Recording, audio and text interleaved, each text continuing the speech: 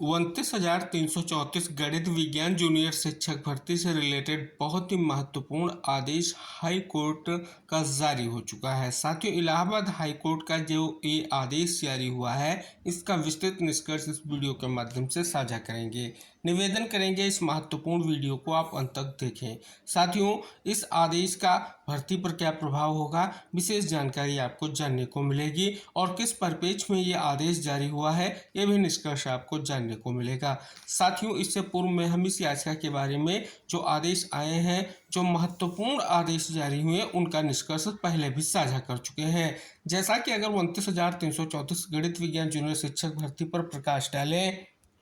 तो साथियों, माननीय सुप्रीम कोर्ट ने याचिका का आदेश किया था, आप सभी को ज्ञात होगा, और उसी के बिहाफ पर जो है चयन की प्रक्रिया हुई है। तो अब ये किस प्रकार का आदेश है जो हाई कोर्ट का जारी हुआ है, तो आइए समझते हैं। साथियों, जैसा कि इस आदेश की बात कर लें पॉइंट नंबर 1 की, तो यहाँ पर स्पष्ट तौर पर याचिकाकर्ता के विद्वान वकील का नाम मेंशन किया गया है। राज्य के प्रतिवादी के विद्वान स्थायी वकील, प्रतिवादी संख्या 2 और 3 के विद्वान जो है वकील का नाम मेंशन किया गया है। फिर यहाँ पर आगे स्पष्ट किया गया है, यह रिट पिटीशन नीचे दी गई राहतों के लिए फाइल की गई है। पहला पॉइंट है कि एक रिट ऑर्डर या डायरेक्शन जारी करें जिसमें रिस्पोंडेंट नंबर 2 यानी सेक्रेटरी यूपी बेसिक शिक्षा परिषद प्रयागराज और रिस्पोंडेंट नंबर 3 को आदेश दिया जाए कि वह माननीय कोर्ट रिट ए नंबर दिया गया है में पास किए गए ऑर्डर डेट 28/7/2021 के पालन में असिस्टेंट टीचर साइंस मैथ के 29,334 एडवर्टाइज्ड पोस्ट की बची हुई वैकेंसी के लिए चल रही काउंसलिंग में यूपी बेसिक शिक्षा परिषद प्रयागराज द्वारा चलाए जा रहे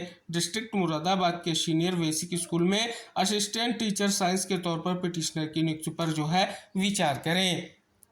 अब आगे साथियों, अगला पॉइंट ये है कि दिनांक 18/2/2026 को निम्नलिखित आदेश पारित किया गया। पहला पॉइंट, याचिका प्रतिवादी संख्या 2 और 3 को निर्देश देने के लिए प्रार्थना के साथ दायर की गई है कि याचिकाकर्ता की नियुक्ति वरिष्ठ बेसिक स्कूल जिला मुरादाबाद में सहायक अध्यापक विज्ञान के रूप में की जाए, जहां सहायक अध्यापकों के यानी विज्ञान गणित के 29,334 विज्ञापित पदों की शेष रिक्तियों के विरुद्ध काउंसलिंग चल रही है। पॉइंट नंबर 2, केस के छोटे फैक्ट्स बताते हुए पिटिशनर के वकील ने कहा कि 11 जुलाई 2013 को एक एडवर्टाइजमेंट के तहत डिस्ट्रिक्ट मुरादाबाद से जनरल कैटेगरी के असिस्टेंट टीचर साइंस के पद पर अपॉइंटमेंट के लिए अप्लाई किया था। यह सिलेक्शन उनकी पूरी एजुकेशनल क्वालिफिकेशन के हिसाब से कैंडिडेट्स को मिले कुल मार्क्स के आधार पर कैलकुलेट किए गए एवरेज क्वालिटी पॉइंट मार्क के आधार पर किया जाना था। पिटिशनर के अनुसार डिस्ट्रिक्ट मुरादाबाद के लिए काउंसलिंग के चौथे राउंड में उनके average quality point marks 68.81 calculate किए गए थे, जबकि कट ऑफ जो है 68.23 था। जनरल कैटेगरी के कैंडिडेट के कट ऑफ मार्क्स 68.23 थे, इसलिए पिटिशनर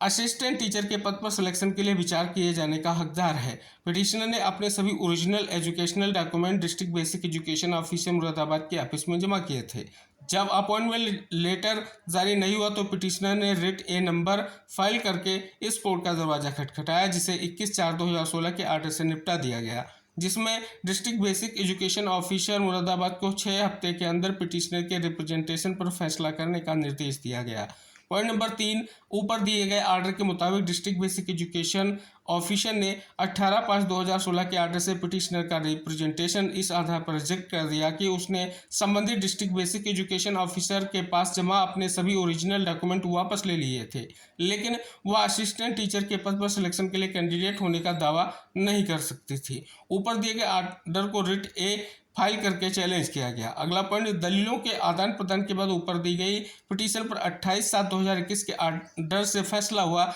जिसमें कोर्ट ने डिस्ट्रिक्ट बेसिक एजुकेशन ऑफिसर को निर्देश दिया कि अगर संबंधित जिले में अभी भी उस विज्ञापन के तहत कोई वैकेंसी बची है तो पिटीशनर के अपॉइंटमेंट के दावे पर विचार किया जाए। आगे यह भी निर्देश दिया गया कि अगर ऐसी कोई वैकेंसी है तो सिर्फ पिटीशनर के 23/9/2014 को जमा किए गए एफिडेविट के आधार पर पिटिशनर के दावे को नज़रअंदाज नहीं किया जाएगा, जिसमें पिटिशनर ने कहा था कि पोस्ट के लिए कैंडिडेचर कैंसिल कर दिया जाए और वह उस पोस्ट के संबंध में कोई कार्रवाई शुरू नहीं होगी। पिटिशनर का यह आधार की जूनियर बेसिक स्कूल में एक अलग विज्ञापन के तहत काउंसलिंग के लिए ओरिजिनल जो है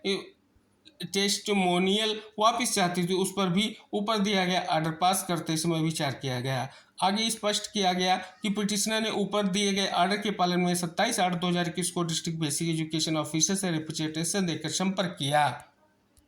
साथ ही कंटेम्प्ट पिटीशन फाइल करने के बाद पिटिशनर ने 3/12/2022 को पास हुए किसी आर्डर के बारे में बताया गया जिसकी कॉपी पिटिशनर को नहीं दी गई। पॉइंट नंबर 6, कंटेम्प्ट कोर्ट के सामने पेश हुए रिस्पोंडेंट विपरीत पक्ष के वकील की ओर से दी गई मौखिक दलील के आधार पर पिटिशनर के वकील को पता चला कि 11/7/2013 को जारी विज्ञापन के आधार पर सिलेक्शन के संबंध में माननीय सुप्रीम कोर्ट के सामने एसएलपी पेंडिंग है। पिटिशनर के वकील ने आगे कहा कि जब एसएलपी के पेंडिंग होने के संबंध में कंटेम्प्ट कोर्ट के सामने याचिका दायर की गई तो पिटिशनर के पास माननीय सुप्रीम कोर्ट के सामने कोई केस फाइल करने का मौका नहीं था और कंटेम्प्ट एप्लीकेशन अभी भी पेंडिंग था। अगला पॉइंट, अब माननीय सुप्रीम कोर्ट के आदेश के अनुसार पिटिशनर रिट ए नंबर में पास किए गए 28/7/2021 के आदेश के अनुसार असिस्टेंट टीचर के पद पर सिलेक्शन के लिए विचार किए जाने का हकदार है क्योंकि साल 2013 के विज्ञापन के अनुसार सिलेक्शन का प्रोसेस चल रहा है। रिट कोर्ट ने अपने 28/7/2021 के आदेश में साफ निर्देश दिया है कि अगर संबंधित जिले में विज्ञापन के तहत कोई जो है पद खाली या जगह खाली बची है तो पिटिशनर का अपॉइंटमेंट का दावा पिटिशनर अपॉइंटमेंट के लिए विचार किए जाने का हकदार। इसलिए ऊपर बताई गई बातों पर संबंधित अधिकारियों को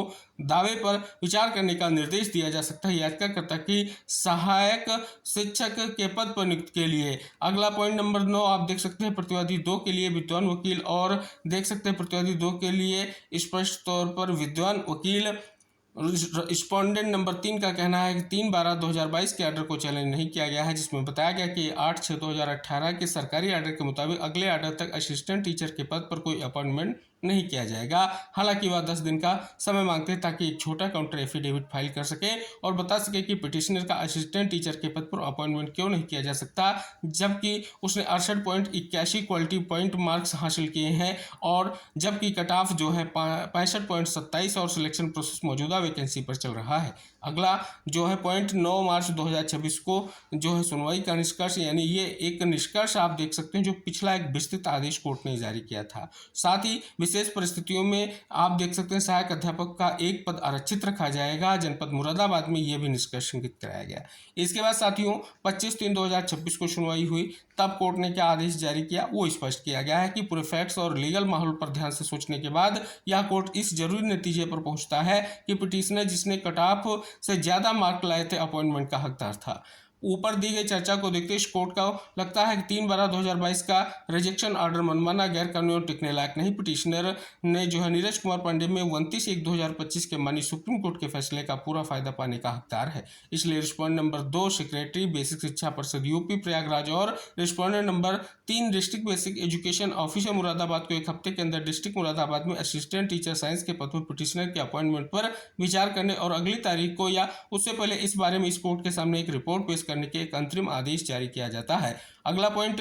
2 अप्रैल 2026 को सुनवाई को लेकर के निष्कर्ष स्पष्ट हो रहा है। शेष यहाँ पर अवलोकन करेंगे प्रतिवादी संख्या 2 और 3 के विद्वान वकील और आदेश की सूचना सचिव बेसिक शिक्षा परिषद उत्तर प्रदेश प्रयागराज जिला बेसिक शिक्षा अधिकारी मुरादाबाद को देंगे। आगे अगला पॉइंट जो अब आदेश का है कि ऊपर दिए गए आदेश के पालन में उत्तर प्रदेश बेसिक शिक्षा परिषद प्रयागराज ने के सचिव ने 25/6/2026 के आदेश के जरिए district basic education officer Moradabad को जो है याचिकाकर्ता के चयन से जुड़ी कार्रवाई करने का जो है निर्देश दिया है। आगे साथियों ऊपर बताए गए तथ्यों को देखते हुए एक रिट जारी की जाती है कि जिसमें रिस्पोंडेंट नंबर 3 यानी डिस्ट्रिक्ट बेसिक एजुकेशन ऑफिसर को निर्देश दिया जाता है कि पिटिशनर को 25/5/2026 के आर्डर के अनुसार सिलेक्शन अपॉइंटमेंट प्रोसेस पूरा करने के बाद डिस्ट्रिक्ट के किसी भी सीनियर बेसिक स्कूल में असिस्टेंट टीचर साइंस के पद पर ज्वाइन करने की इजाज़त दें। साथ ही इस आदेश की प्रमाणित प्रति प्रस्तुत करने की तिथि से 3 सप्ताह के अवधि के भीतर सचिव उत्तर प्रदेश बेसिक शिक्षा परिषद प्रयागराज द्वारा पारित किया जाना है। अगला पॉइंट जिला बेसिक शिक्षा अधिकारी की ओर से विफलता के मामले में याचिकाकर्ता को अवमानना याचिका दायर करने की जो है स्वतंत्रता होगी। उपरोक्त टिप्पणी निर्देशों के साथ इस रिट याचिका का निपटारा किया जाता है, यानी फाइनल निष्कर्ष आ चुका है और साथियों स्पष्ट तौर पर फाइनली याचिकाकर्ता को यहाँ पर नौकरी मिलने का निष्कर्ष आ गया है। और आप सभी को इंगित करा दें एक विशेष निष्कर्ष आपने जाना है, कई सुनवाइयों का आपने निष्कर्ष जाना है किस प्रकार से माननीय सुप्रीम कोर्ट ने जो आदेश जारी किया था उस आदेश के आलोक में ही अगर बात कर लें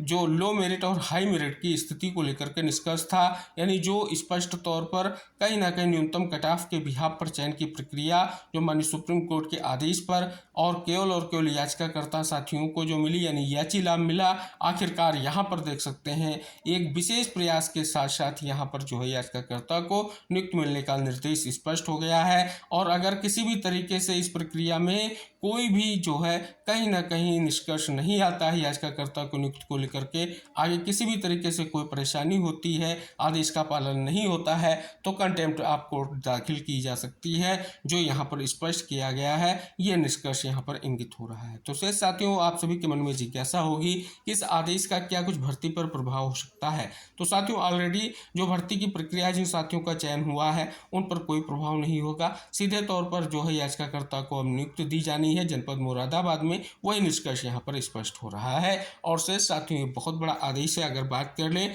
एक हमारे कहीं ना कहीं विशेष तौर पर प्रयास की स्थिति स्पष्ट हो रही कि याचिकाकर्ता की ओर से किस प्रकार से क्या प्रयास किया गया, कब से कब तक प्रयास किया गया और आखिरकार जाकर के अब सफलता मिली है। और ये एक बहुत बड़ी कहीं ना कहीं जो है अग्रिम बधाई है चयन प्रक्रिया को लेकर के माननीय कोर्ट का आदेश, और कहीं ना कहीं स्पष्ट तौर पर आप सभी लोगों के लिए एक मोटिवेशन भी है। तो इसी आशा और विश्वास के साथ कि आप इस वीडियो को साझा जरूर करेंगे, जिससे इस आदेश को लेकर के सभी साथियों के मन में जो भी जिज्ञासाएं हैं वो स्पष्ट हो सकें कि आदेश का क्या प्रभाव होगा भर्ती पर, वो भी जानकारी आपको प्राप्त हो सके। तो फिलहाल वीडियो को शेयर करें, चैनल को सब्सक्राइब करें, क्योंकि विस्तृत जानकारी हमने इस वीडियो के माध्यम से साझा कर दी है। पॉइंट वाइज निष्कर्ष भी साझा कर दिया है कि किस डेट में कोर्ट ने क्या आदेश जारी किया था, किस बिहाफ पर ये आदेश जारी हुए हैं, क्यों आदेश जारी किया गया, सारी जानकारी आई होप आपको स्पष्ट हुई होगी। शेष आपकी भर्ती से रिलेटेड अगर कोई आने वाले समय में कोई भी जानकारी आएगी तो सबसे पहले आपको वीडियो के माध्यम से साझा की जाएगी। तो अगली जानकारियों के साथ मिलेंगे अगले वीडियो में, तब तक के लिए टेक केयर, बाय बाय साथियों।